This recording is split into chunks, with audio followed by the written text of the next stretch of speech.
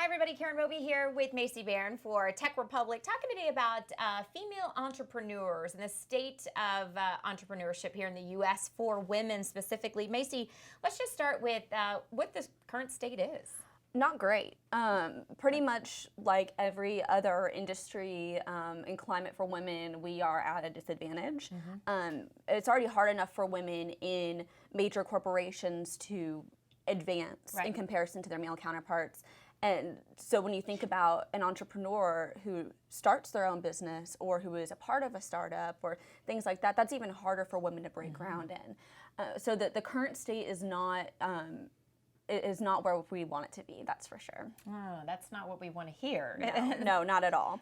And so this report from Fitsmallbusiness started to rank the best cities in the U.S. for women and the worst cities for women entrepreneurs who are trying to get their foot in the market and to get their foot in the door and try to start the business that they're wanting to.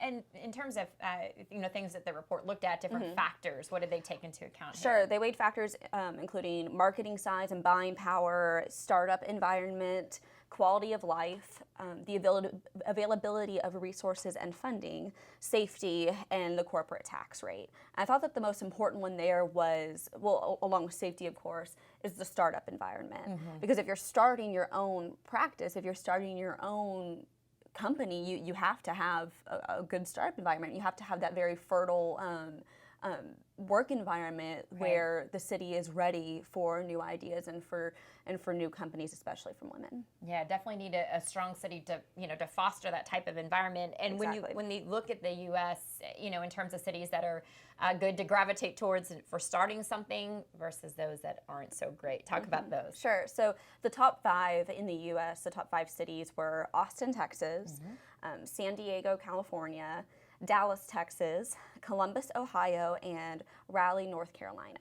So a little bit, I guess it'd be kind of more northeast and south. And then some of the worst were Albuquerque, New Mexico, Detroit, Michigan, Milwaukee, Wisconsin, Miami, Florida, and Philadelphia, Pennsylvania. So really the furthest west it looks like that we really get is New Mexico when it comes to the best or the worst, which is interesting. But one thing that the report pointed out for the top 5 is that with Austin, Texas, San Diego, and Dallas as the top 3, those are major startup hubs in the U.S., which is what you have to have. And in cities like Albuquerque and Detroit and Milwaukee, there's just not that type of, like I said, fertile territory for new business. Yeah, and it's a shame, for that it's not good everywhere because you don't want women to come up and thinking that they have great ideas and all this momentum, and then to not be in an area that really supports that can support them. Exactly. But that's why this report is so helpful, I think, because women who are either just breaking into the field or who have been in a corporate environment and are tired of it and want to start out on their own, they can look to this list and say, okay, these are the places I either need to be or don't need to be. Exactly. So overall, it is helpful to see these statistics and to see these things. While the situation isn't where it needs to be, it's a place to jump off from, for sure. Yeah, just got to keep fighting and pushing. That's all you can do. Yeah, definitely. All right, well, for more on Macy's story and the report to go along with it, make sure you check out Tech Republic.